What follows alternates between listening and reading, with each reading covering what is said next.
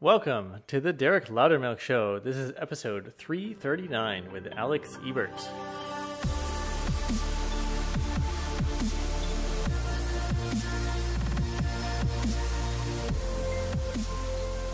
Alex Ebert is an American singer-songwriter and composer. He's best known for being the lead singer and songwriter for American bands I'm a Robot and Edward Sharpe and the Magnetic Zeros. He's also won a Golden Globe for Best Original Score for the film The Milm, All Is Lost.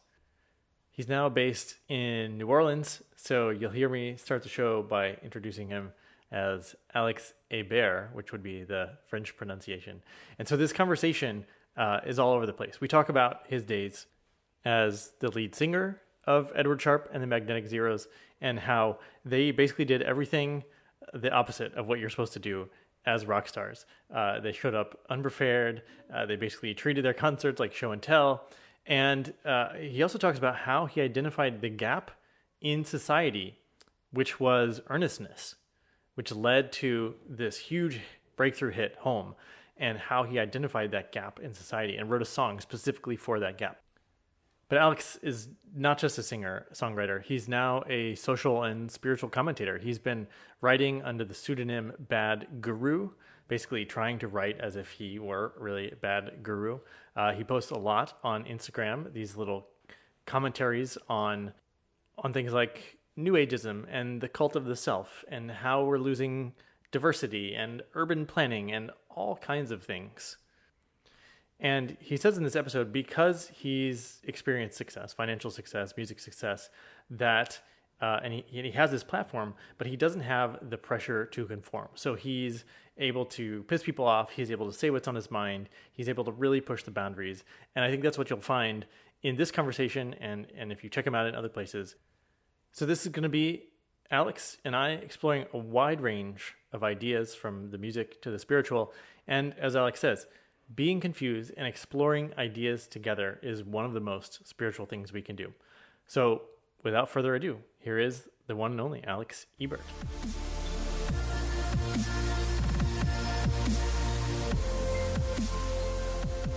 Alex Ebert, welcome to the show. Thank you very much for having me. And yeah, this is going to be great. And we're just gonna flow. I do really well responding as we go. You've got a lot of things that just seem to flow out of you. So where I thought we'd start is, and we were sort of discussing this beforehand. Let me tee up my question with a little bit of research I've come across, which is this text called the Law of One, which was channeled in the 70s, I believe, by three people. And basically it refers to the future, which in this time period. And it says humanity will experience a sort of a shift from service to self to service to others. And that a certain percentage of the population will sort of, their consciousness will progress towards service to others, and a certain percentage of humanity will choose to sort of stay in service to self mode. And that's, they sort of try to tie it in with like ascension in the Bible or the rapture and things like that. But you were sort of highlighting that we're faced with this sort of presently. Mm-hmm. Yeah. I think it's really interesting to look at the struggle of the individual versus the collective in the context of this disembodied age, and also in the context of agency, of choice between the vectors that we might choose right now in this disembodied age. So the way that I view the struggle is that in the age of the internet, the total territory of sort of identity is shrinking to include just sort of ideology. And as the world of ideas, and as we are now presented with this tripod of options. We sort of have a common reality where we agree on basic shit. Then we can have a tribalized reality where just a few of us agree on basic shit and there's a bunch of the little pods of truth. Or we have a totally atomized reality where we each decide to have our own reality. And, you can see this. So you have the sense makers up here trying to like hold down the fort, trying to create some sort of consilience across different, sectors of knowledge. And then you have MAGA and woke and the sort of mimetic tribes over here. And then over here, you have essentially the enchantment of the individual, which has been going on since the Protestant Revolution, that is now really spearheaded by New Ageism. And New Ageism, I view as sort of the clerical class of late capitalist individualism. It's this, you create your own reality, personal manifestation, personal sovereignty. And it's sort of this struggle between these three components, with sense making trying to sort of reestablish an institution of the commons, like a horizontalized sort of like, epistemic layer that we can all agree to. Yet there are quadrants, there are two other factions, one in particular that truly does not even want or like views consilience, views common reality as the oppressor. Like mainstream narrative has become, an oppressor. And so we have this choice. And I'm not making any judgment yet here. I'm just saying we have these choices. These are the struggles that we're, this sort of struggles of the future as I see them, and the struggles of the now. And we have this choice. If we have free agency, it's fun to think about what, just personally, okay, which of these three do I want? Like really, in a vacuum when no one's looking, in a closet, no one will judge me. Which one do I pick? Do I pick to be my own God, where I create my own reality? So my mom brings me the story, and it and it's in my little handwriting, and it goes, once there was a boy who had a crew. He also knew kung fu. They traveled the world, yada yada, went on. Once there was a boy who had a crew. I was 6 years old, and it's so funny because as soon as she sent that or showed me that, I remembered all my life just fantasizing about a crew, having a crew, because I grew up in this basically as atomized as you could be. It was the valley suburbs of Los Angeles, one of the most like the hub of individualism in a spread out, intentionally, diasporic sort of city design, where you would no longer have centralized transportation and everyone's in their little bubble and everybody has a fence. And I just remember being like so starved of that, and just imagining it at a very young age. And maybe it was through cartoons or whatever, or seeing groups of people. So Edward Sharpe and the Magnetic Zeros, for instance, was the manifestation of like a lifelong fantasy of having a crew, and like I only realized that sort of later, when my mom showed me that, actually. So I'm just going to jump in here really quick and say that at one point I had friends, we all had matching jumpsuits with like a St. Louis crew written on the back, right, because we were trying to be like the Beastie Boys. Right. Exactly. And what is that draw to tribalism? Well, there's obviously something fundamental there. So then I think to myself, so what you described at the beginning, I randomly came across and was like revisiting Maslow's hierarchy of needs. And he revised it at the end to include the final step is transcendence. And transcendence is this final step that you spoke about. So you have self-realization at the top, and then at the very top, you have transcendence of self, which is this like reestablishment of sort of a collective will, a collective mind, and a giving sort of state of being. And so anyway, I think to myself, like, okay, of those three, which one is more natural to me? Which one, more importantly, which one? This is a really tricky question, and I think that this is the crux of the issue. Which one is better for my spiritual growth? Which one is better for me? Now, that question is a very dangerous question for a number of reasons.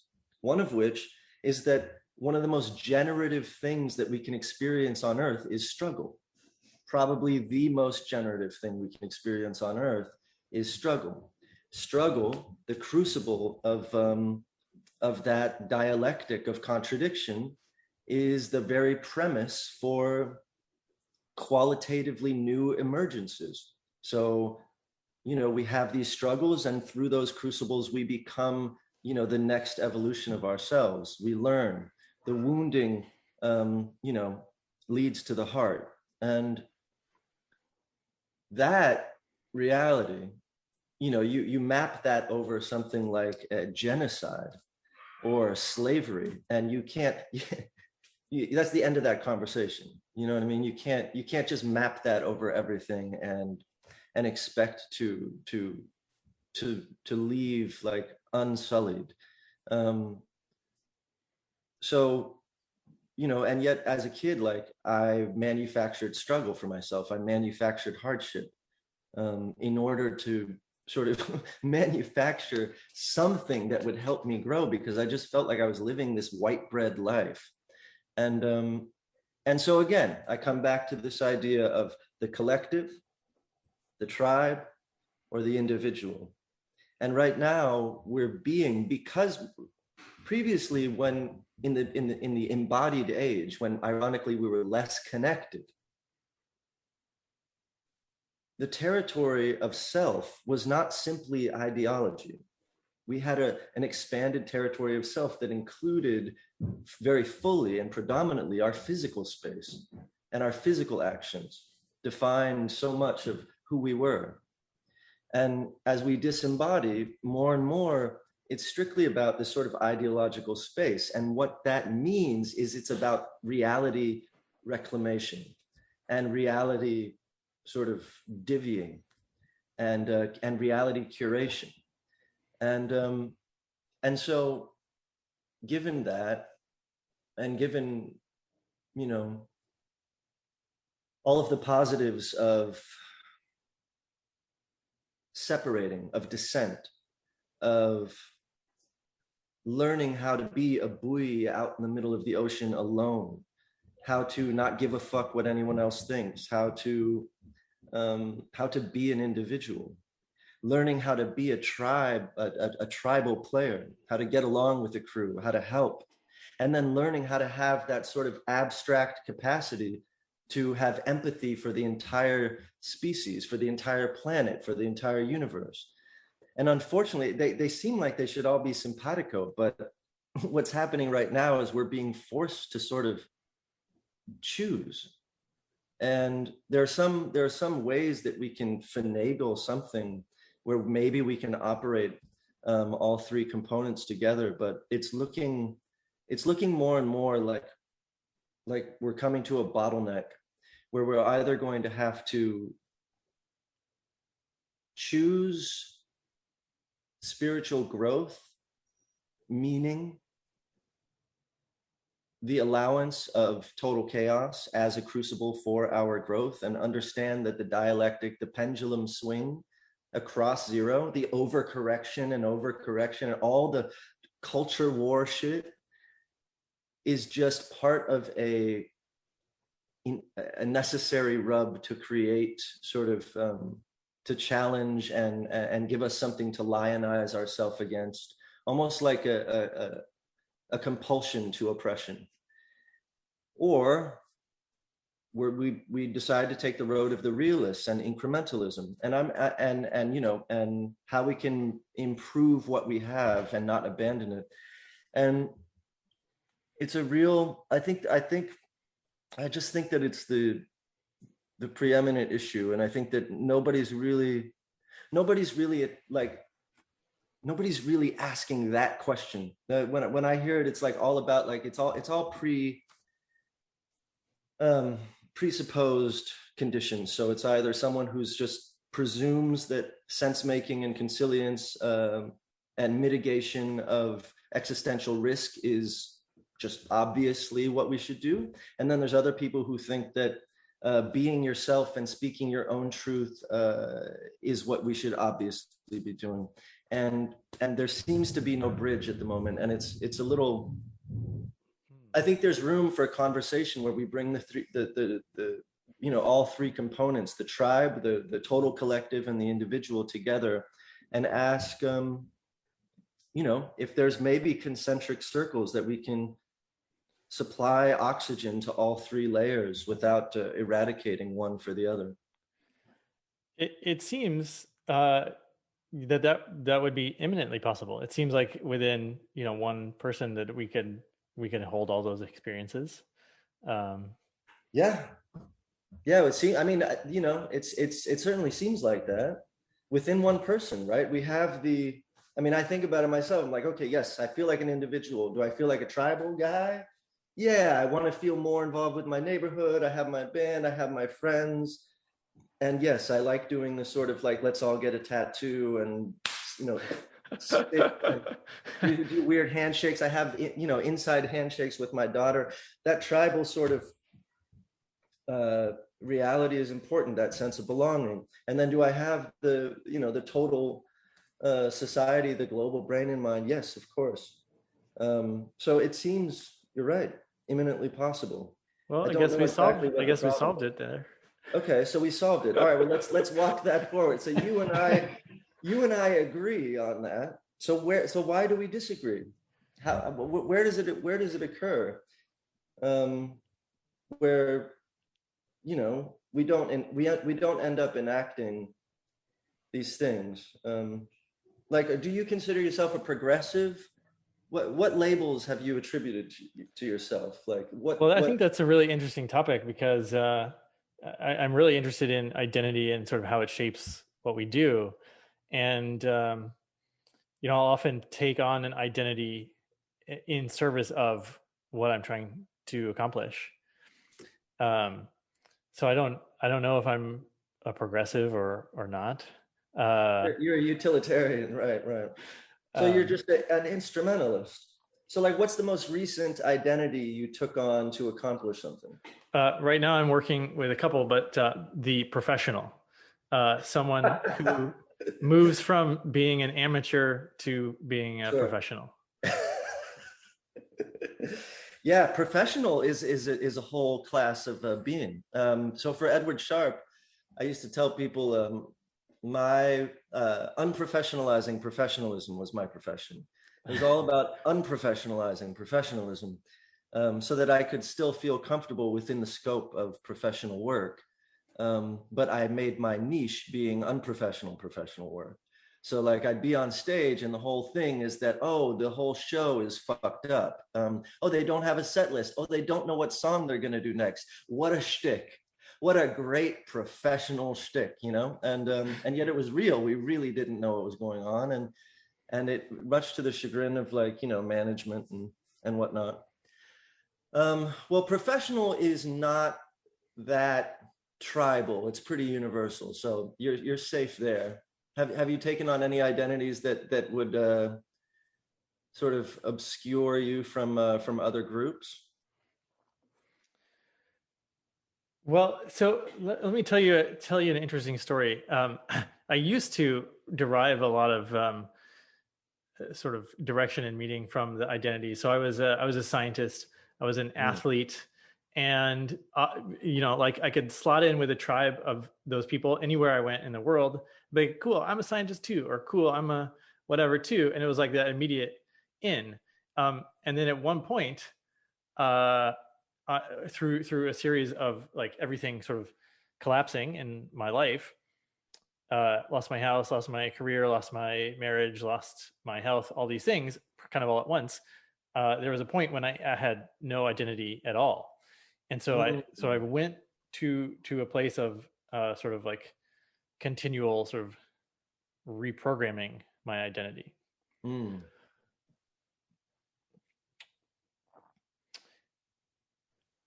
I don't know if that's helpful for our discussion, but Well, I guess what I I'm think it is because in that state. So before you reprogrammed, there was a moment, there was some sort of apex zenith 0 point where you had nothing, and then you started, that point where the roller coaster is stopped just on the perch before descending again.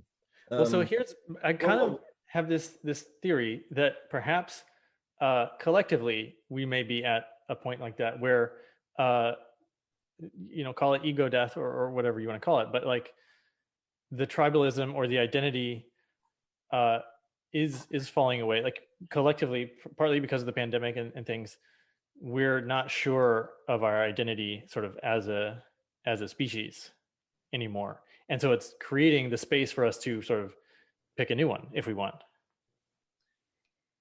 yeah. What about not picking one? How'd that sit with you?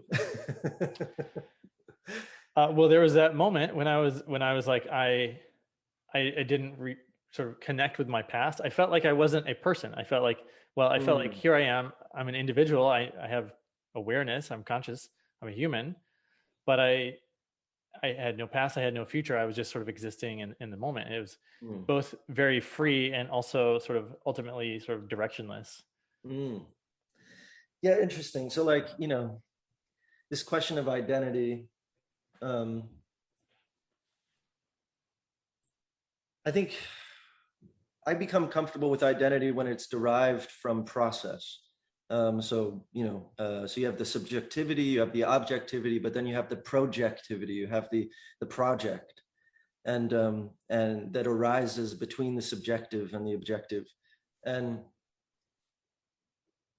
that, for the most part, is what comprises my tribes.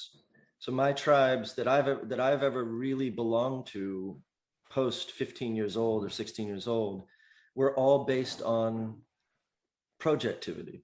Um, and we'd be like working on a thing. I'm on a soccer club, so I'm on a team. We're doing something. Those are my friends. Mm-hmm. I'm in a band. I make a band. Those are my friends.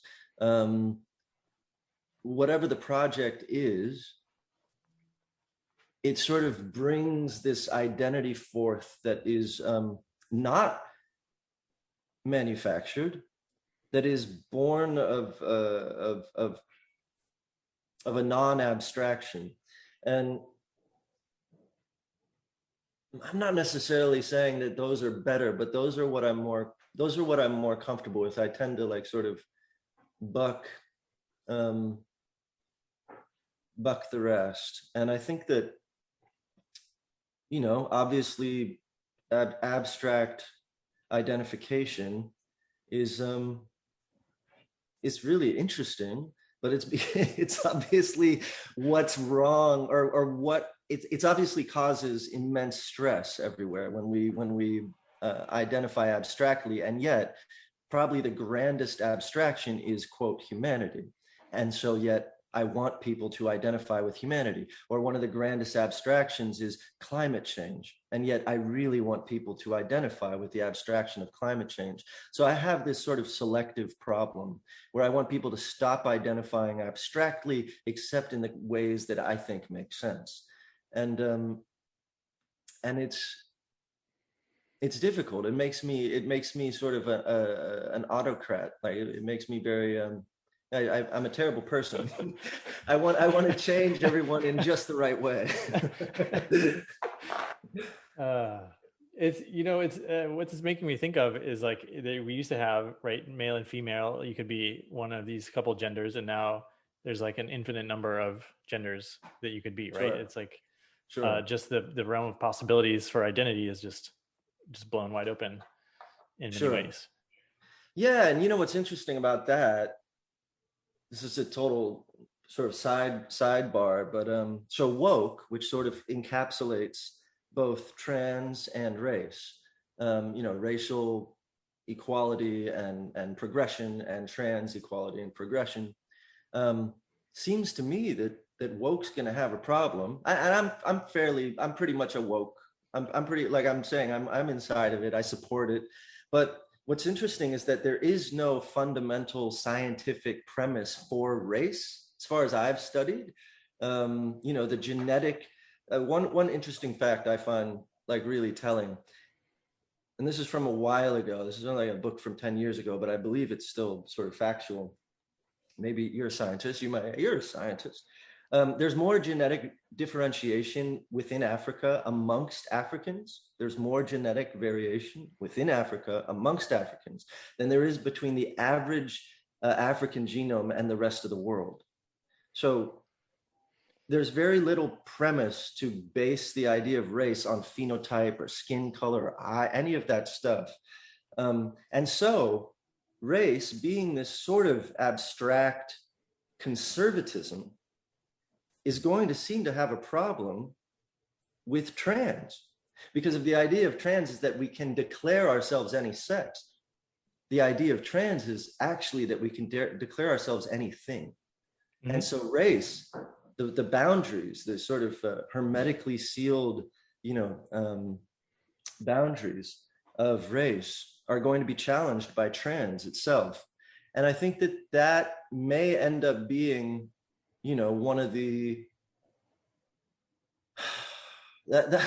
one of the most important things that I think the trans movement could do in a way, because racism exists.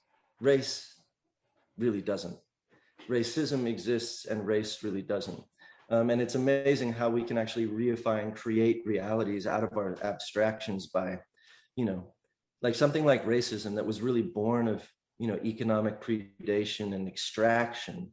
And then it exists, an emergent property, and then it's alive, and we actually have racism. But when we talk about whiteness as if it's the essence of being white, as if white is a phenotype that is a reality associated with a race that is white, then we start to create this gigantic matrix. And what's interesting is that whole racism complex, the whole race complex, is going to end up representing conservatism, and then trans is going to end up representing progression. And that conflict is going to be interesting. But the whole idea of, I think about trans, and I think about the people that have a lot of problems with trans. I have no problem. I just think I prefer calling people one, because the plural, my brain still gets snagged on the plurals. So they're coming over. I'm like, how many? You know what I mean?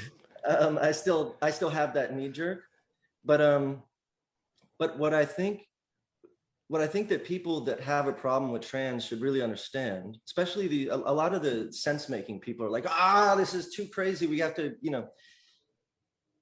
with CRISPR on the horizon, trans is going to be not just an abstraction, it's going to be a reality.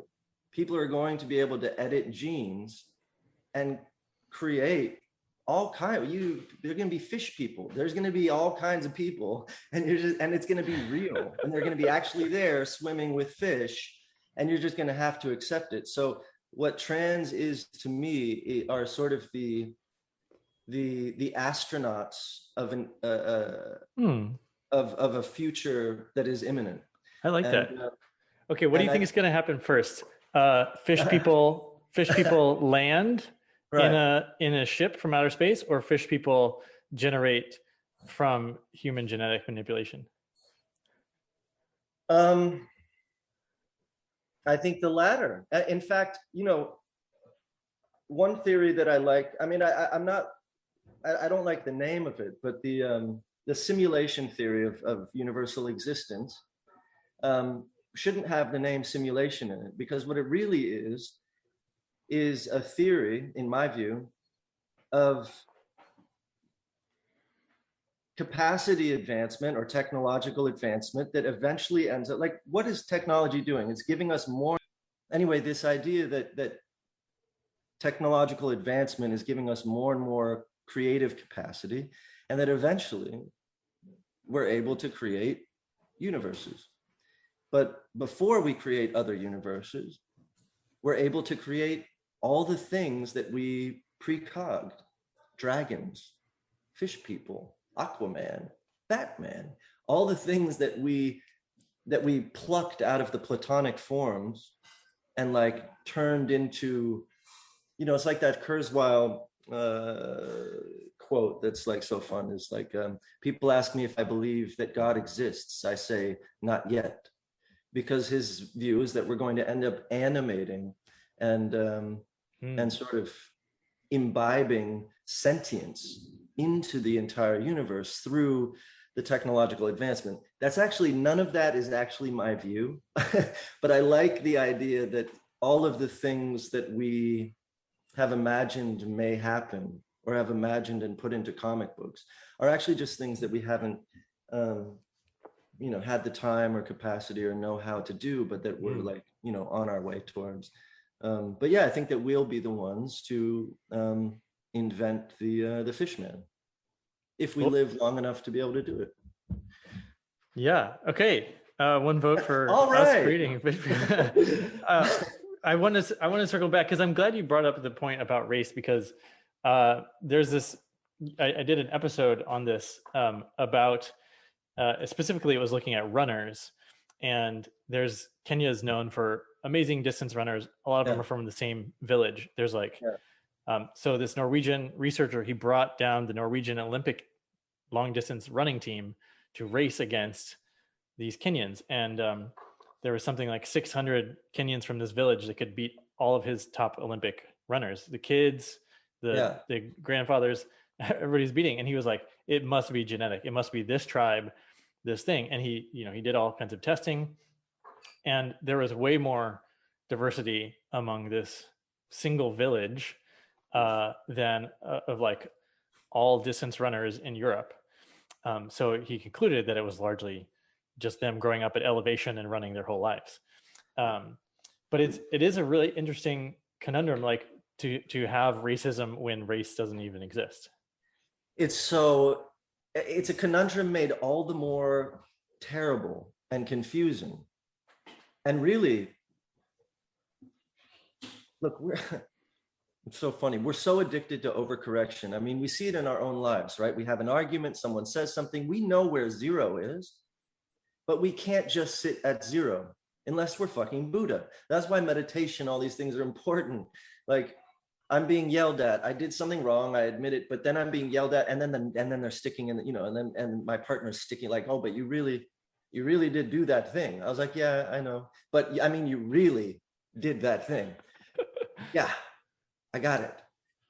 I don't think you got it. You really, and then all of a sudden, like, you know what? You did that thing too. Do you remember and then all of a sudden, like pushing back on the pendulum. I can't just let it go. And I think that magnanimity is so important, to allow the pendulum to swing further, to allow the opposition to express its shadow energy, to see it as shadow, and to see it as an expulsion of necessary rage, to see it as an expulsion of necessary over commitment, because that's part of our dialectical process. And if we can do that, I think we begin to transcend to the larger good. We start to have that sense of the larger self. And it's not just about my, spiritual apex as an individual, but the transcendence of self and the idea of sort of, the overview. And once we see that, we don't necessarily have to become so offended at someone, for instance, deciding that capitalist extractive behavior needs to be called whiteness. So I actually have a lot of patience for that. Like, okay, yeah, call it whiteness. Like, that probably feels good. And I understand why you would do that, because it's a whole bunch of white people that did a whole bunch of fucked up shit. It does give cover to other phenotypes now practicing the same extractive behavior.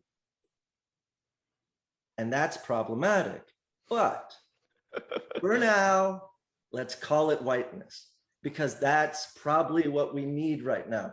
If you've ever done like somatic therapy, and and it's like you need to get something off your chest about your father who fucking abused you, and and it's really actually generative to be able to say fuck you, like to really say the things that your id wants to express. And I think that when we look at society, we have to allow those overcorrections to happen. So the anti-woke crowd, really needs to just relax and understand, like, hey, this is an overcorrection, sure, but being like, you know, a semantic, like, it's just not helpful. And it also sort of plays your cards. It's like, okay, well, you don't see the big picture. Well, and so another thing that comes up with for myself and for a lot of clients, if you're pushing back against someone, if you're trying to constrain them in some way or try to like, like, no, you shouldn't be pushing so hard, or like whenever you put the shoulds or the you're judging that you're doing it wrong, or any of these things, it takes you out of a place where you're at peace. And so, if you just say, okay, fine, I like what you said, okay, go ahead and just label it that. I can tell you're coming from just a place of uh it's a much more calm and peaceful place where you have, again, agency and choice for yourself.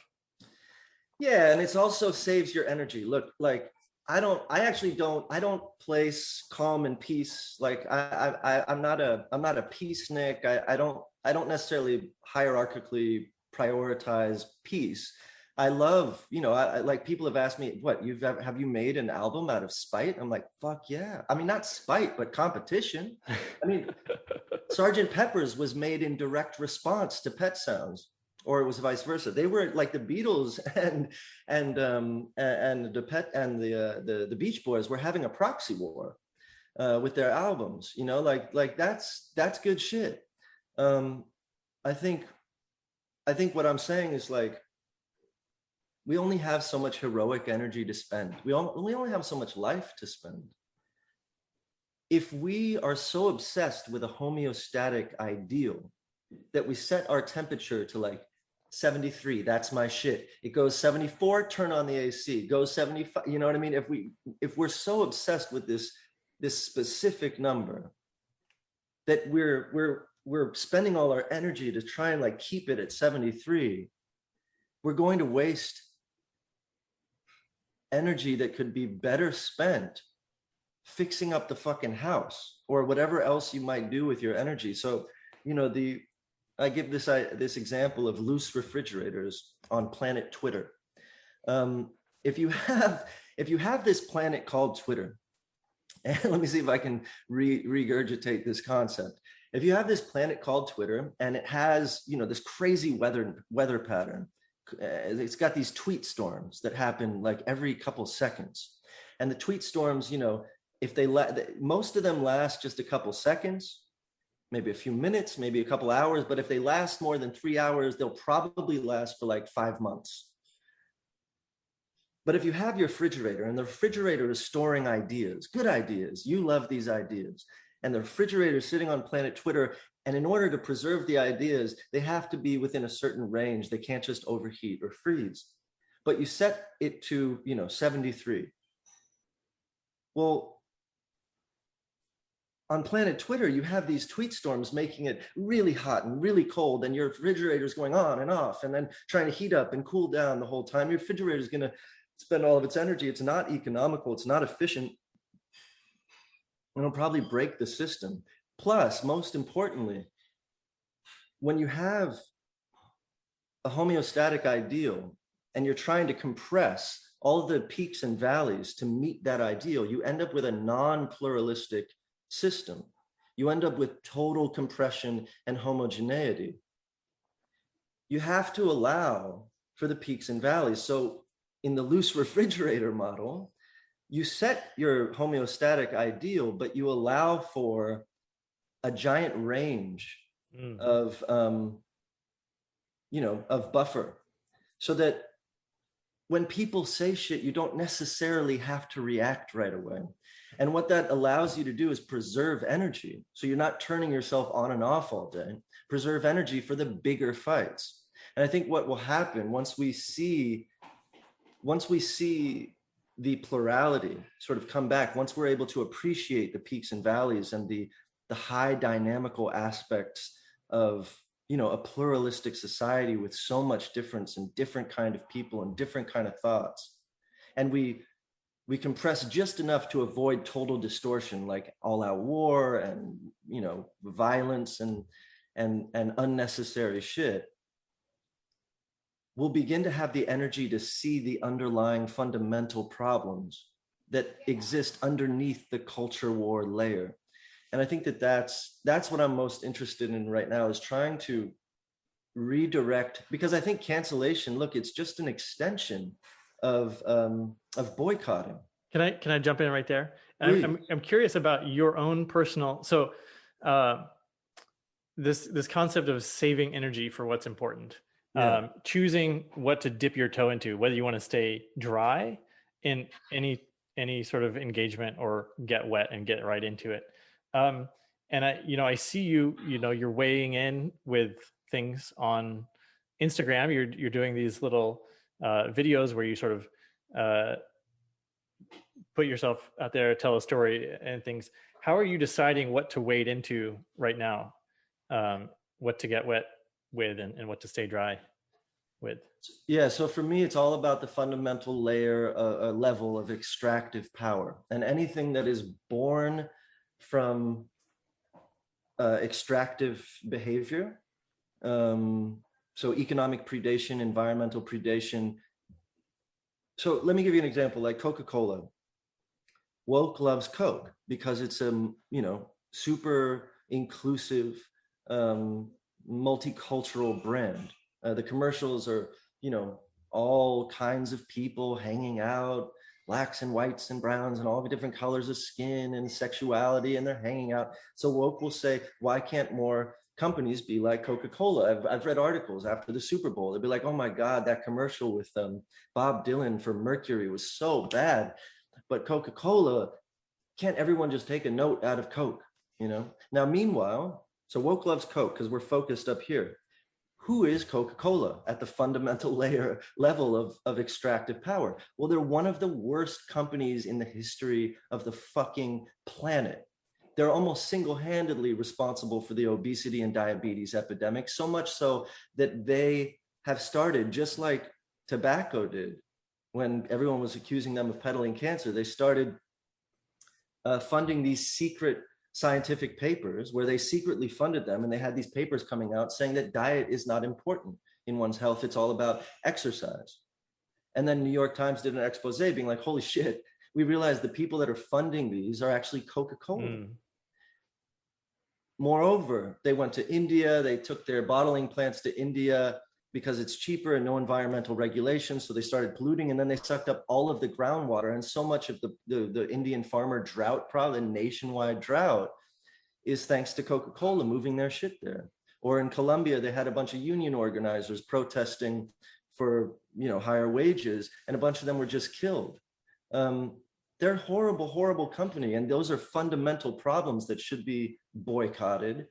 And yet we can't see that if we're so focused on this, cultural layer. So when I wade in, I always try and reflect on the fundamental levels of extraction that may be actually fueling, because fundamental power wants us focused at this layer, because the more we're focused here, the more they can act with impunity. So for me, it's all about that fundamental level of extractive power. So I view racism through that lens. I try and view everything through that lens, and then and including New Ageism, because what the New Age individual is really is the apologetic rhetoric for incredibly selfish, self-centered, and irresponsible or disresponsible behavior. So yeah, I just try and keep it focused on the big guys, the big Goliaths, and Yeah. No, that's fantastic, and it ties in with the extractive is by nature, service to self, and I'm actually wondering if you can speak to the music industry, because I imagine that there's this push and pull between sort of like creative expression and freedom versus like paying the bills and conforming to some degree in a system that you've experienced. First of all, I'm really lucky that I had some success with songs, home in particular, that that I get to be like, that I get to talk shit as if I'm living in, the 1990s and I'm fucking Kurt Cobain or something. I get to toe a line of, of, selling out and all those concepts that I was raised believing in. I get to sort of, still give them a little love. Whereas, if I hadn't had success, I'd be out here probably hustling a lot harder and not caring as much about, the moralistic implications of doing an Amex commercial or whatever the case is, or just being a minstrel of the court, being a minstrel of the Medici. And the new Medici, by the way, are Coca-Cola. Nobody just really understands it. But Coke has all kinds of measures out there, for instance, where they're like fueling these little pockets of artists to make really cool shit. They're like the Medici. The Medici were funding, Leonardo da Vinci and Michelangelo and all that. Meanwhile, they're, destroying the papacy and handing out indulgences and just just running amok. So it's a similar situation. And because, what's an interesting topic really that's hard to parse is the disintermediation, the democratization of music, where now any kid can just make shit sound incredible within seconds of buying an app. You just buy an app, you say, I want that beat. Ooh, the beat sounds dope. I'm a producer.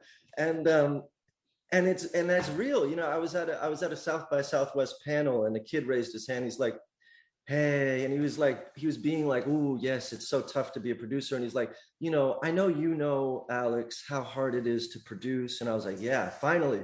Okay, good. And this is a young kid. I'm like, good, the young generation who really knows. He's like, to use Apple loops and blah, blah, blah. And I don't know if you know what Apple loops are, but they're like literally a press play, like out of the box, pre-programmed like tracks. And he was telling me how hard it was to use that. And so it's this amazing blessing.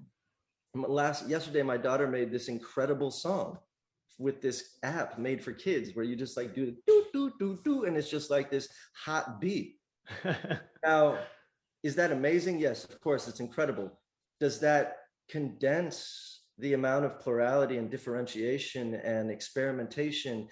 I worked with Avicii once, who I love, and he had a kick that he used on a song we were making. I was like, oh, that's a great kick. He's like, yeah, it took me years to find. And the implication was, that is my kick. That's the kick I use. It's the kick that I found. I've looked all my life for this kick, and now it's the kick I use. And I was like, oh, okay, I get it. But okay. And then since his death, I've been contacted by a lot of like Avicii's fans who are really great people. And they want me to finish some of these demos that I had made with him. And they send me packs of sounds that are Avicii sounds that they use, that they want me to use. In other words, at a certain point, and here's an interesting fact. This was a fact a few years back. The top 10 most played songs at radio of all time were put out in the last 10 years. I'm going to repeat that. The top 10 songs played on radio ever were put out in the last 10 years. To give you a sense of the amount and degree of homogeneity that's happening in popular culture, where we're listening to the same stuff that we're listening to has all been made with the exact same sounds, same kicks, same snares, a group of like maybe 5 snares, 12 kicks, 3 hi-hats, and that's what we're working with.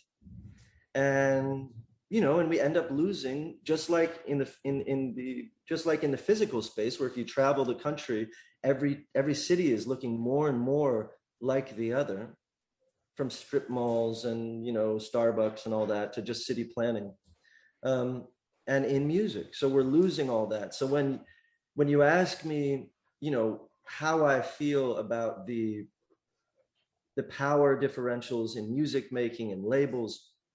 I no longer really care about the man, quote unquote. It's more about, well, here we come to individualism. Here we come to the need for my sense that the world needs more plurality, more individualism in the creative sense. So I'm trying to not use those hats. I'm trying to use weird shit. I'm trying to introduce stuff that is not the thing that's being introduced. And yet, what's really kind of interesting is those things are so easy to use that I end up using them anyway, but I try and use them in interesting ways. It's just, it's it's almost like technology is, it's almost like individualism is a ruse. That individualism, that individualistic atomization of reality, when I talk about it as if it's some reified space, the real reality of things is it's total abstraction. And I think that that's important for everybody to understand. Individualism is an abstraction. It's an AR, augmented layer on top of reality that we either choose to buy into or not. But when you think that you're being an individual by purchasing a shirt at H&M that 5 million other people are walking around with, you're obviously living in an abstraction. When you're using a kick and a snare to make a song that you think is super individualistic, you're obviously living in an abstraction. And even if you think you create your own reality, but you're born into wealth, or personal manifestation doesn't necessarily equal your white privilege, you're living in an abstraction. If you don't see racism as a property of economic predation, you're living in an abstraction. And all of these abstract levels of identity are essentially what I think I would like to see humanity sort of just take a break from. I love creativity. I love the creative mind. I love individualism. But actually, the individualistic drive is having this accidentally homogenizing effect and ripping us of our pluralism. So that's what I really feel like is happening in music. What's that? What I'm appreciating about what you're saying, and what I've heard you say before about your concept of celestial paleontology, is like reaching out to grab something that sort of doesn't exist. And so as we create these tools through technology in music or arts or something, it becomes very easy to fall into incremental improvement, to like, I'm creative, but just a little bit. And I see in my own work when I've done something where I've like advanced a field or a concept by like 1%, and it's that ends up feeling kind of like just drivel or nonsense. But when you pull something out, when you're like, no one's ever thought of this before, you're like, this is brilliant, like this is so cool. That feels like real creation. That feels like progress. And you really you're talking about diversity. That adds to diversity rather than just like incrementalism. Yeah, it does. There's nothing like the feeling of an aha, sorry to quote Oprah, but there's nothing like the feeling of reaching into the forms and discovering something magical and then pulling it back. But even more, what really exponentializes that feeling is when the thing that you're pulling back is something that is missing in the fabric of this, society, where you feel like, oh my God, this is a thing that people don't know they're missing, that we were missing. This is a thing that always wanted to exist. This is a thing that did exist. This is a thing that does exist in the sort of abstract sense that has been pining for invention. And is that what happened with Home? Oh yeah. Because I think I remember you saying like there was this gap in yes. in the space Yes. space of music that needed to be filled. Yeah. So what I, you know, the this sound like I'm tooting my horn. This is the loudest I'll toot my horn probably ever. Um, I saw a giant gap in the fabric of society, and that hole was earnestness. I had succumbed personally so much to the armor of irony and the armor of rock and roll and sneer and snark, the impervious nature of cool, especially being on stage and having eyeballs on you and being in my post-punk, you know, hyper ironic state preceding Edward Sharpe and having a fucking personal identity meltdown where I had to get rid of everything in my life. And I was a buoy and I had no identity. And it was the best. It was the best thing ever. And what I realized in that moment, what I had to realize is I had to think back to the last time I was happy, to the last time I was free. And the last time I was free was when I was 5. and here I was 27 years old. And so I'm like, okay, well, what was it about me at age 5? And the thing that came to my mind was this music class that I was in at age 5 that was part of my preschool or part of my elementary school. And in that music class, all we did was sing in terrible unison, banging completely out of time on fucking tambourines, singing the most earnest shit that you can this land is my land, that music. And suddenly I realized I got scared. I was like, oh, wow. The thing that I've been running from my whole life, earnestness, is the thing that was making me alive. Childishness, being a child, being a dork, pre-cool. That is the last time I felt free. And suddenly I realized that the most punk rock shit I could possibly do was to re-embrace earnestness. That the most punk rock, ironic thing I could possibly do was to be earnest. That was the most courageous thing I could do. So I decided, because I was actually suicidal at the time, which I've been many times throughout my life, no big deal, that I had to just try. So I reached out, I started pretending I was my 5-year-old self. I didn't have any inspiration. This was a purely mental thing because I was at the end of my rope. I was not living. And so I pretended I was a child. And it's like that quote, you know, Jesus, like, you know, be like this child if you want to enter the kingdom of heaven. Be like a child. And I didn't read that Jesus quote, by the way. I found that out later. And it immediately transformed me, immediately. And I've told this story before, but like I went through one time like a 6-month depression, and it crystallized again for me. I was coming off this plane, and I'd already done the thing where I, you know, pretended I was a kid in order to start Edward Sharpe and just remember the stupidity of earnestness and how fucking liberating that was to not give a shit. And then I'm coming off a plane and I'm depressed, and about 5 people in front of me, I see this kid. He's probably 6 or 7. He's with a family, and he's banging on the railing, and he's looking out the window, and he's doing all this stuff. And I start I just intrinsically, I'm like, oh, start imitating him. So nobody's looking. I start imitating everything this kid is doing as we're going off this very long off-ramp off this plane. And I make sure nobody sees me and thinks I'm crazy. And he's banging, or he skips, does a little skip. I do a little skip. He looks out the window. I look out the window. He's like tapping on his chest. I tap on my chest. He looks over here. I look over here. By the time I got off the fucking on-ramp, all of that depression had lifted. And I got the message again to be like a child.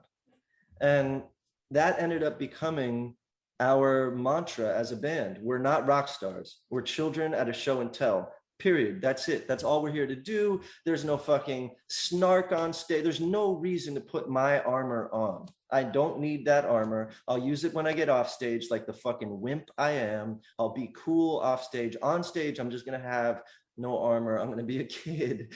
And that was what was fucking missing from society. And when I say I'm going to toot my horn, that did end up coming back. And now it's so far back, I'm actually pushing back against it. Like, okay. The pendulum. That's a little earnest, my guy. Like, how's your heart, bro? It's like, yeah, it's fine. Like, just let's Just be like cool. just be Man. cool, bro. Yeah. But I think that looking for what society needs, being of service, is the thing that, that's the thing that's the thing. That's what creativity is partially about, is having an assessment about what it needs. Because when we're just reiterating successes, then all we're doing is actually building brands and, facilitate just feeding the capitalist sort of like homogeneity that just naturally occurs when you start repeating successes. Yeah. That was a fantastic story. I love that. When I started prepping for this interview, I started listening to your whole range of all the songs you've produced, and the one that sticks in my head the most is "Stronger." Probably half of every morning I wake up with that song in my head. Oh, cool. And I may be wrong, but my understanding is that song was written a while ago, and it was about. Maybe you could just say what it's about. I don't want to get it wrong. Yeah, no, it was about primarily about Jade, who's the girl that I sing home with, who is in the band. Yeah. And so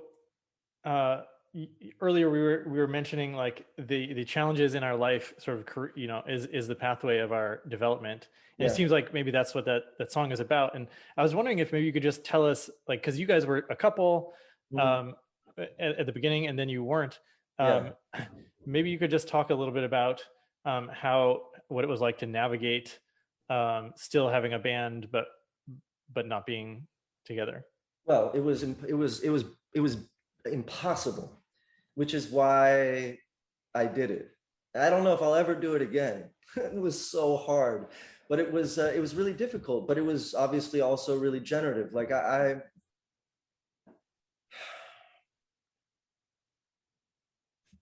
one day she'll tell her side of the story, but for me, what made it the most difficult was that she was dating the piano player after me. So what that did for me was I'd be like, there's a lot of breathing, there's a lot of breathing that would have to happen. And he was in a state at the time where he wasn't really in a great place personally. So it was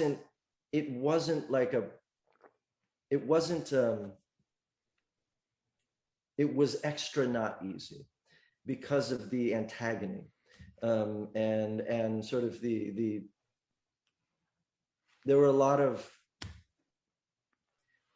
was a dearth of like empathetic interaction. There was sort of, it was difficult.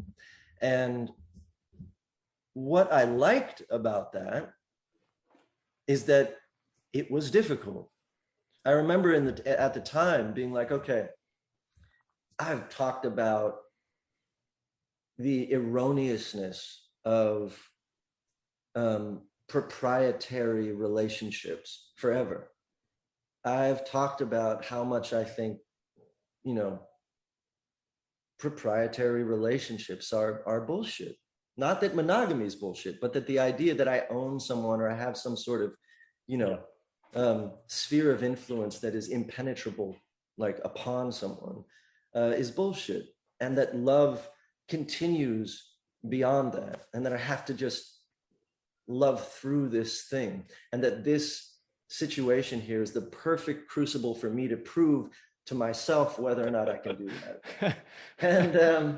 And so I tried. And on the whole, I think I'm proud of myself.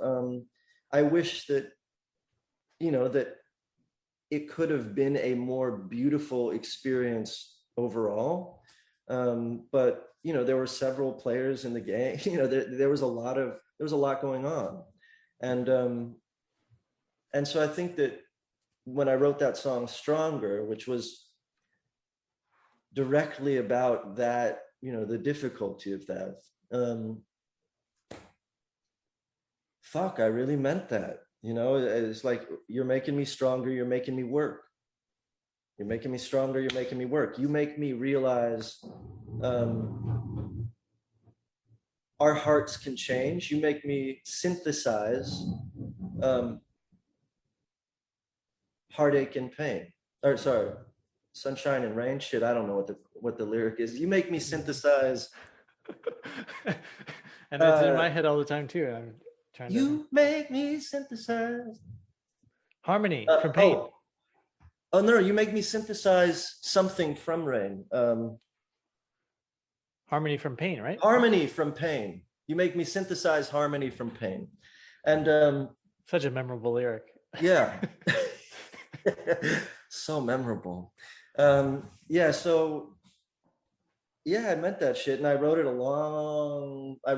while making the second Edward Sharpe album. And then just never put it out. And but it ended up being, you know, that sentiment certainly does not just have to do with that situation. I mean, every fucking situation of conflict. I look at that. Every relationship I've ever been in has had extremely difficult moments. And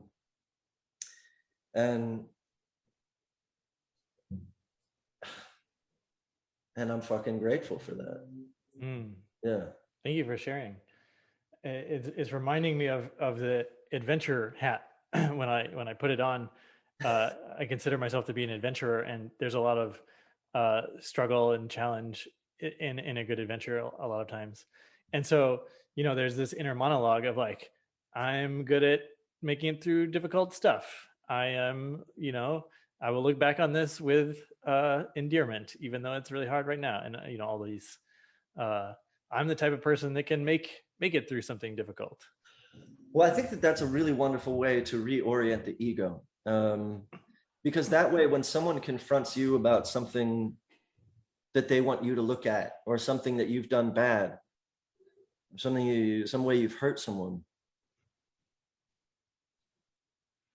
my ego actually gets a kick out of embracing the apology and being like, okay, I'm gonna take a look at that because I'm that fucking dope. Because that's how fucking great I am. You know what I mean? And like, I'm going to take responsibility for my wrongs because that's how fucking amazing I am. And if you can reorient the ego to really thrive on self-analysis, on a real, you know, critical look at yourself, which I've understood in my own life to really be possible. That's a nice use of the ego, you know. Yeah, it's Yeah. And that, you know, and then they're like, I think you're really narcissistic, and you're like, I'm gonna look at that because that's how fucking amazing I am. Yeah. Yeah. I'm not exactly sure where to take this next. It feels I'm really enjoying this. Yeah. No, it's a good little boomerang back to you know, individualism and the connection to the progress of the personal. You know, which again, you know, I have such a love-hate relationship with. And I think at the end of the day, the only part of the individualistic process that is upsetting for me is when we invert or when we project the generativeness of struggle onto the struggle of others and produce for ourselves the lack of responsibility that we've always wanted to feel for the struggle of others. So, you know, when Kanye West said 400 years of slavery sounds like a choice, or or when the writer of The Secret said that 9/11 and Hurricane Katrina were vibrating at the same frequency as the victims of those mass casualty events, and that the victims of rape, etc., somehow bring those things on, or or people who have cancer were vibrating at lower frequencies, and this idea of disinterrelating ourselves from cause and effect, from communal collectivist cause and effect, is the only real dire aspect of individualism. And here's something that that's coming up for me. That's actually brought me quite a lot of sort of relief in a sense, but also sort of maybe could be interpreted the opposite way.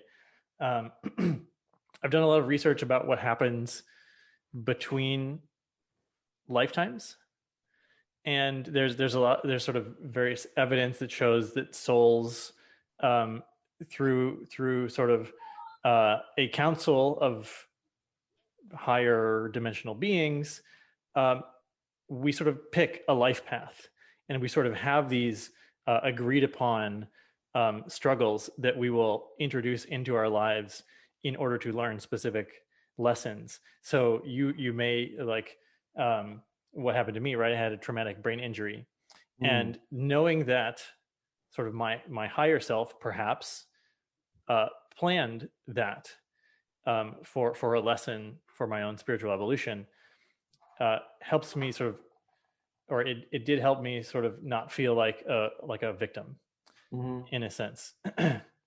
But then we get into territory of like, well, are souls really planning for themselves to be enslaved or to be part of genocide?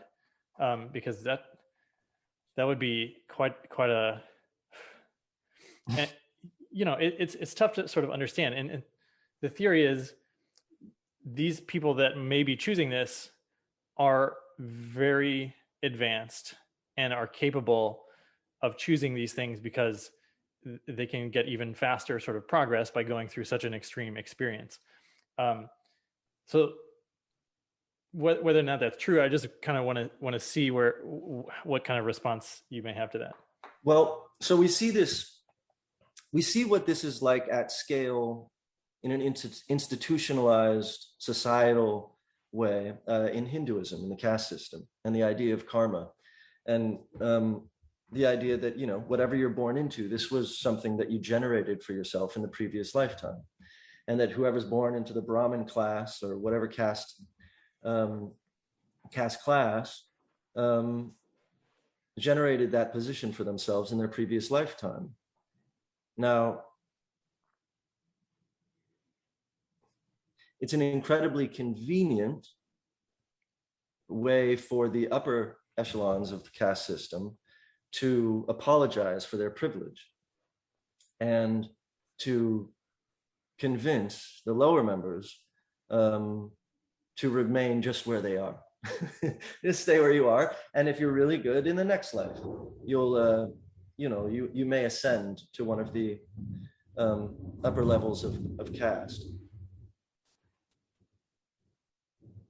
So you again have this problem, and yet at the same time, let's just say that maybe it's true, right? So let's just take the presupposition that there's a certain amount of predeterminism in life that has agency somewhere in the interim between lives, which is your theory, where you actually choose your life path in between lives, or let's say in the Hindu paradigm, in the caste system, where you kind of choose your next life by the behaviors of your present life. In either way, there's a sort of predeterministic setting for the life that you are living. And then let's just assume that's true. What that runs up against is obviously classism and economic predation and selfishness and enslavement and apologies for every kind of atrocity. Well, you were born into it. Well, you wanted to get raped. You didn't want to get raped now, but you chose to get raped in your in between lives. You're like, rape. I'll take rape, and I'll take And obviously this becomes hyper problematic. So, but if we decide that that is the way, let's just suspend disbelief and say that that is the way that the world works and it's problematic. That's the space I'm really interested in. And I call that cognitive harmonics. And the idea of being able to hold more and more two conflicting ideas in your mind at once and sort of live in the distance between them and be able to aggregate aspects into sort of a center and an amalgam that is able to contain and even potentialize and activate both considerations at once. So, I mean, very basic examples of this are like masks don't work 100%, but they do work a little bit. It's like, oh my God, no, if they don't work 100%, then COVID's fake. Or whatever cognitive dissonance everybody's suffering from. There's either God or no God, the binary. What if there's God and no God? Are we able to start to see these things in the sort of holistic framework, the emergent framework that they actually exist within? All reality sort of happening at once. And I think that there's exercises we can do. I'm actually starting to put together these cards, these cognitive harmonic sort of cards, where you look at a card and you're like, this person is red and blue, and then you put that card back. Or like, I am beautiful and ugly. My brain's breaking, but like these contrary concepts to be held in the mind at the same time and you can only put the card down once whatever it triggers has subsided. And then you just repeat and get to a place of calm within the living space between two contradictions. But until we can sort of think from that place, I don't think that the world of epistemology, metaphysics, I don't think any of it is going to yield much until we get comfortable with the epistemology of confusion, of I don't know. This isn't just the most spiritual emoji, the shrug.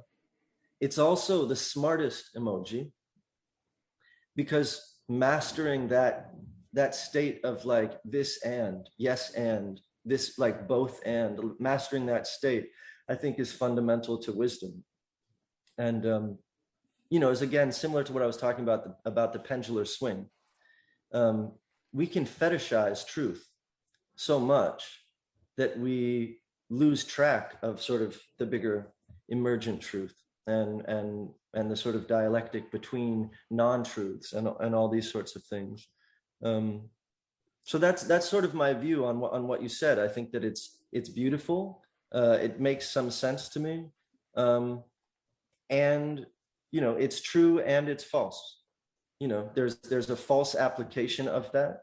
There's a get out of jail free card that we can apply using any kind of theory, and the ability to hold our greed and our virtue in our minds at the same time is very difficult. We want so much. I mean, I've experienced this in my own life as an artist, being a punk rock, like post-punk, ironic, sardonic kid, like I was telling you, and then flipping over to like earnest. And that's my new punk rock, is to be earnest. The gatekeepers of cool they fucking hated that. I mean, the kind of reviews that I got from, massive publications, didn't even review the albums. They just fucking bashed me for being untrustworthy. He was this, and now he's this. He's a fraud. Meanwhile, I produced the album. We produced the albums ourselves. We never had a fucking makeup artist or anyone dressing us. We made all our videos ourselves for the most part. We were completely like unprofessional. We didn't have a look. Like we were just we were hippies, but like, you look at Jack White. Like I remember like a Jack White show, and I was like, how was the show? And people were like, oh, it was great. All the girls were dressed in red and all the guys were dressed in white. I was like, I was expecting to hear something about the music, but But no, it was great because it was so curated, put together, because it was so not, because it was so professional, because it was so forethought, because there was so much professional sort of manipulative rhetoric and thought put into how to make an audience feel good and be really compelled by our show. Let's really think about what we can do in this show to manipulate the audience into loving this set. Aside from the music can't stand on its own. We need to do something that's going to sort of wow the audience with a light show or a thing, or you know, a meat suit, like a Lady Gaga meat suit, or whatever you're going to come up with to distract the audience and make them feel like they're really watching something spectacular, is not fake. What's fake is someone who thinks that they're earnest. That's the thing that we have to watch out for. And suddenly this Edward Sharpe band comes along and it's saying that it's this earnest, real hippie thing, but we all know nothing's fucking real. We're all postmodernist realists. And we know that anyone who's trying to be earnest is full of shit. We'll only trust the people that tell us that they're full of shit. We'll only trust the fucking, you know, leather jacket wearing, put together, manicured band as the trustworthy band. And we won't judge them for that. But if someone comes along looking disheveled and looking like they don't, you know, like they're not put together, and the album sounds like shit because they produced it themselves, we know that that's the ruse. We know that that's the thing we can't trust. And we caught so much shit for that, especially because I was coming from this previous life as this, like, you know, ironic whatever. And that emphasis on find your brand, not just as a band, but as an individual. Who are you? Find out who you are. This emphasis on reducing ourselves to an irreducible chunk of, like, a core of immutable self. Whatever happened to the fucking Whitman I contain multitudes? Whatever happened to the idea of universalism, you know, of the idea of empathy, which is the sense that you can actually feel into the embodiments of others? It's a highly unspiritual state to be like, this is me and I'm immutable and this is just who I am. It doesn't allow this. It doesn't allow God in. It doesn't allow the universe to flow through you because you've figured it all out. And I think that that's why, in a lot of ways, epistemology, knowledge, stands in direct opposition to wisdom. I think that knowledge stands in opposition to wisdom a lot of the time. Yeah. Yeah, and I'm just appreciating this concept of the cards, and there's a point when you go from the theoretics or the strategy to the execution, the logistics of how do we actually get people. So we say we want people to be able to hold multiple viewpoints at the same time. That would make things sort of, you know, more peaceful. And but how do you train it? And so this is usually that's where I'm going because I do coaching, and how can I actually get people to experience what it's like to hold multiple conflicting viewpoints? So this idea of the cards is fantastic.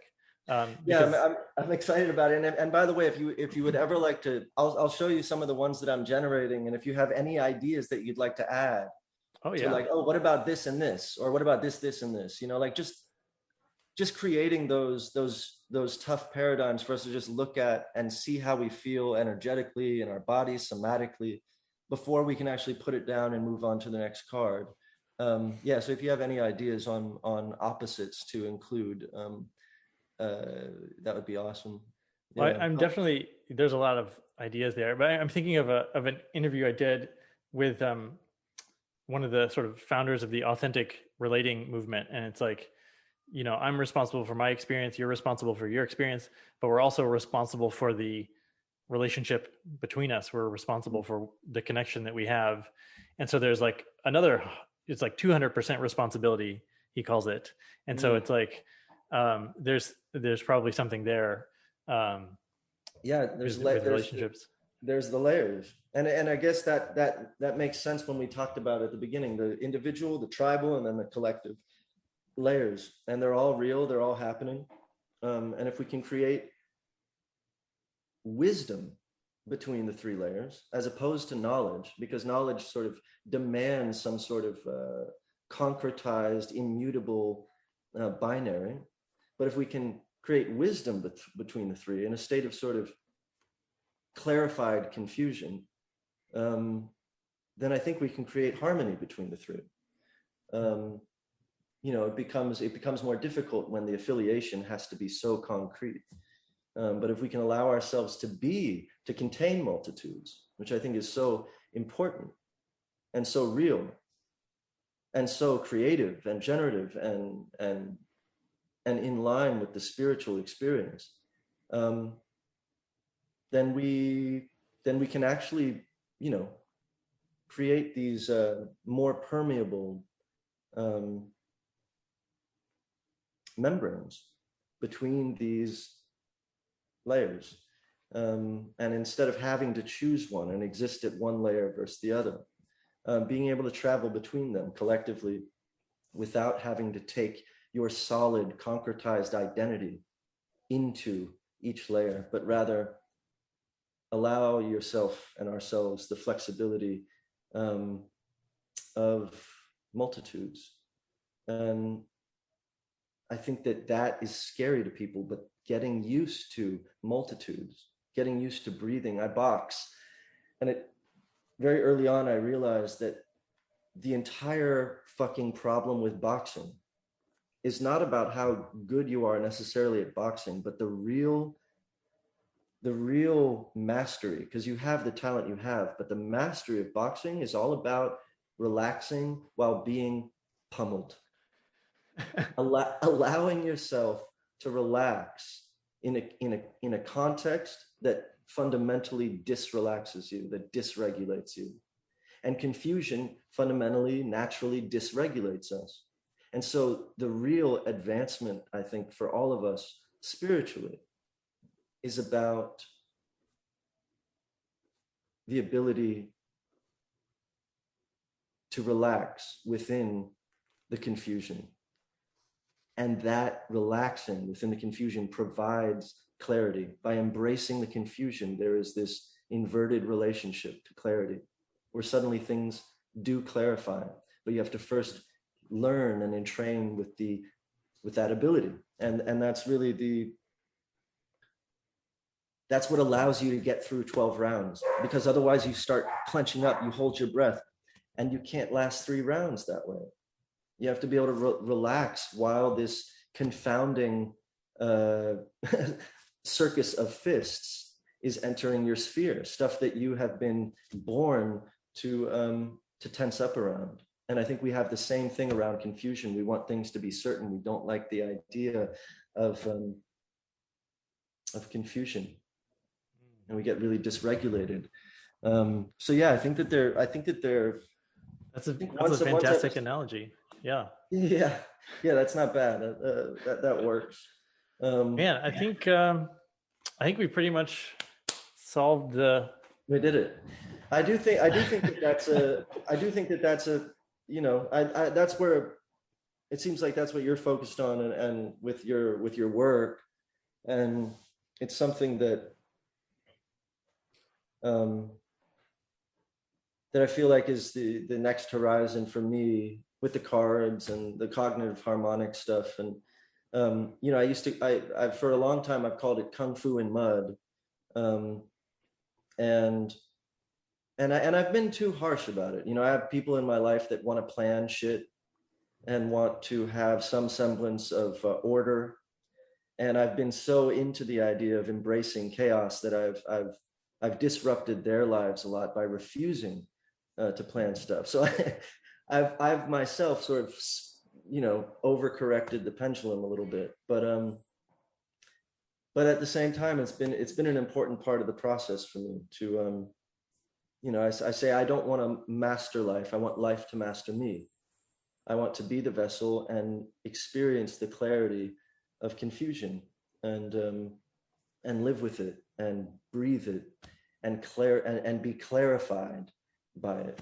And I think that when you know what we are undergoing in that state, when we lose our identity in that state that you said that you think society is in right now, where we're all confused, this is the perfect opportunity to explore that confusion, to explore what it's like to sit with that confusion, and explore what it might be like to even institutionalize, create protocols around, to embrace, to sort of incorporate, to integrate that confusion, because that confusion is really fear. And if we can integrate the sort of shadow, because I think at the end of the day, confusion relates back to death and the I don't know what happens. The ultimate I don't know is like, fuck, when I die, I just don't know. I don't know. Maybe it's what you said. Maybe it's what someone else said. Maybe it's nothing. Maybe it's this. Maybe it's that. And so there's a certain sort of preparation for death. There's a certain sort of initiative aspect to confusion and allowing ourselves to be okay with it. And there's a certain mystic element. Once you allow confusion to be present, suddenly you allow the mystic. You allow the mythic and mystic to re-enter and to have a relationship with intuition and imagination and your own sense of things in a way that that I think we really need. We need to allow that re-enchantment. And enchantment really only happens with some semblance of an okayness with mystery. But yeah, well put. And I one thing I just want to acknowledge you for is witnessing like how the words flow out of your mouth, and seeing when you're on Instagram and you're like providing a definition to help bring in context and the sort of precision of the right word in your songs. I'm just appreciating like how you use language to That's nice. to such precision. That's nice. I accidentally got stoned before this because I actually forgot that we were doing this in the morning. So it's nice to know that even while slightly stoned and a little too jacked up on coffee, this worked out. And what I've been enjoying about this conversation, and about an hour before this, I'm like, shit, should I prepare something? Should I have a thing? Like this is Alex Ebert's thing right here. This is what I'm working on. Should I professionalize this? And again, like I like the idea. You were saying you're donning the sort of professionalism. I think we all revere in some ways the most mastery that we ever really see, with the exception of certain sort of trades.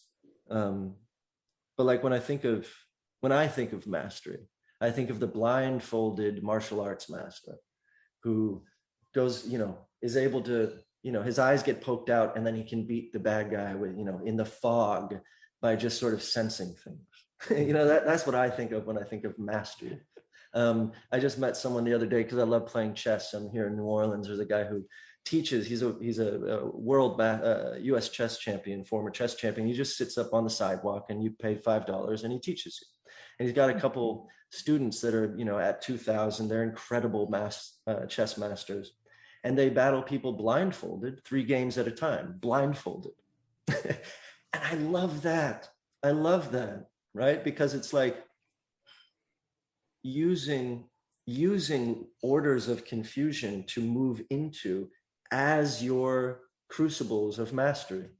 And I just think that in some ways is the professionalizing route, that we can take, so that, like, you sit down with a client And not that you would have hubris about it, but that you'd sit down with a client completely unprepared.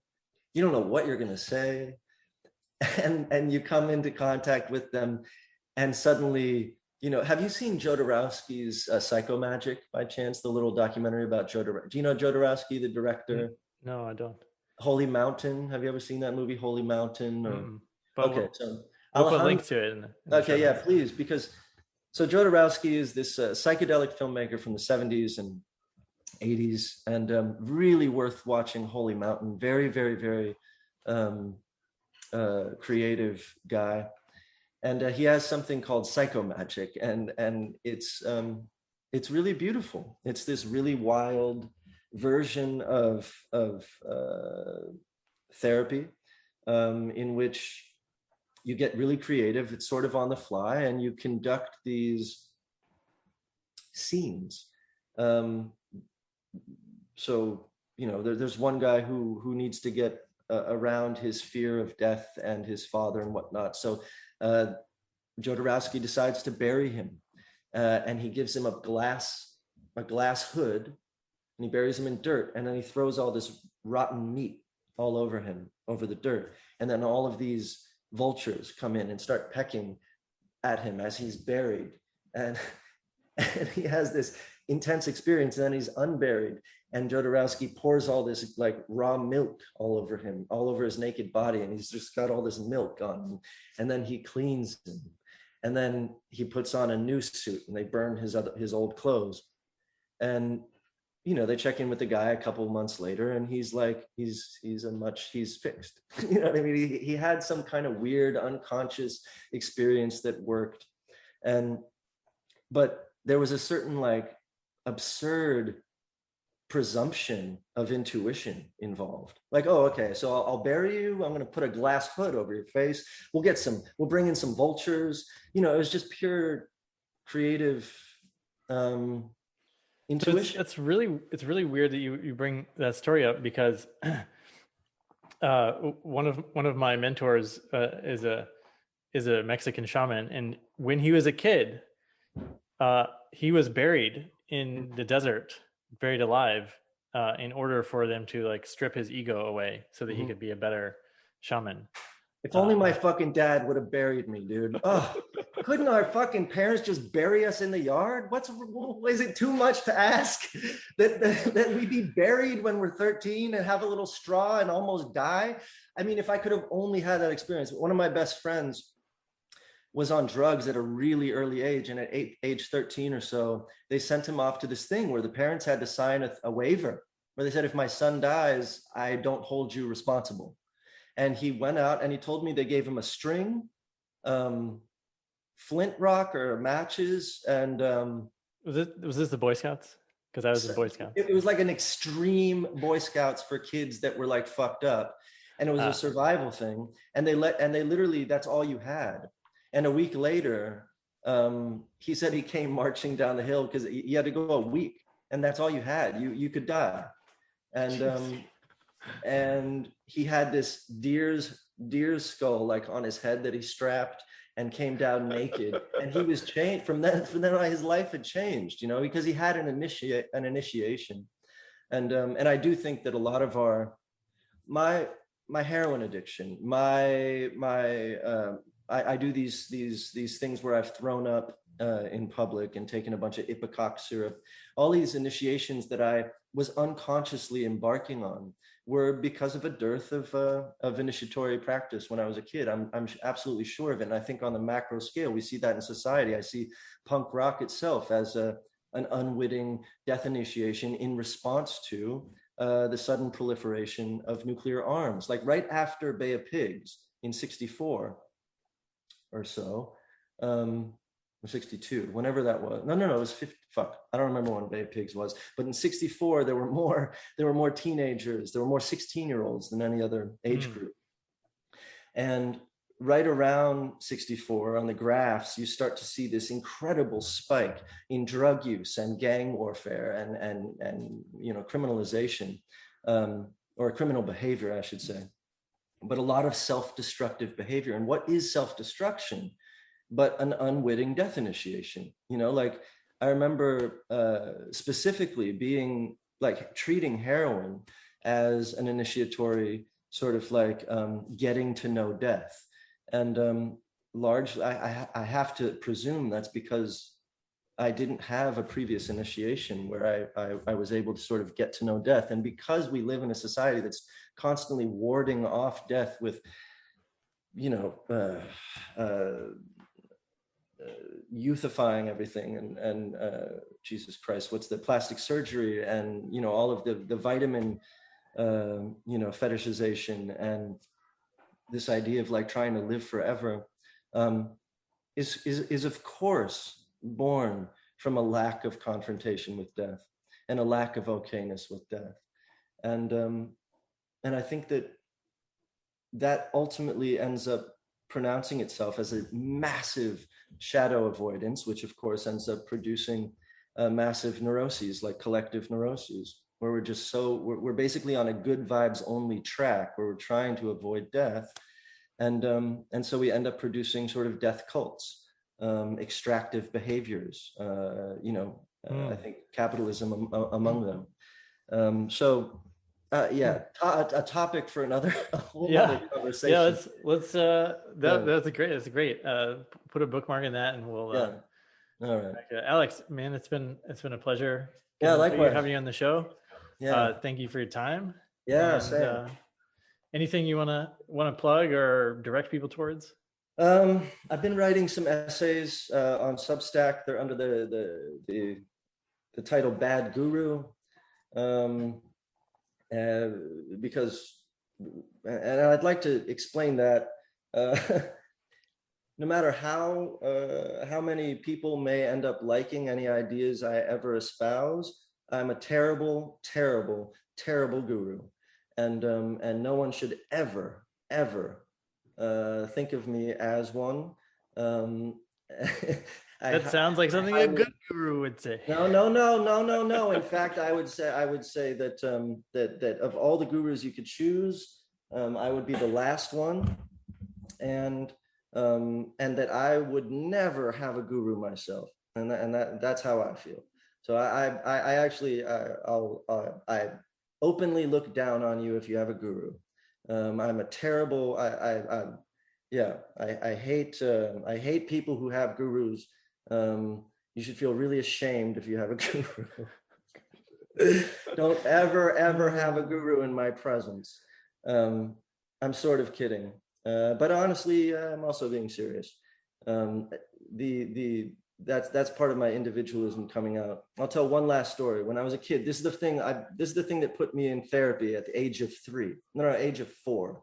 Okay. I was in preschool. They brought a new tire thing, jungle gym, to class. They had us all line up on the dirt, and they said, okay, so kids, we have a new jungle gym. It's made of tires. We want to give you a few guidelines before any of you use it. It's very important. So blah, blah, blah. And they launch into this whole thing. And I'm sitting there and I remember this, and I get up and I walk over to where the teachers are and I face the kids. And the teachers are like, and I go, no. I said, this is how you use it. And I walked over and I started climbing it. And I got immediately sent to the principal's office.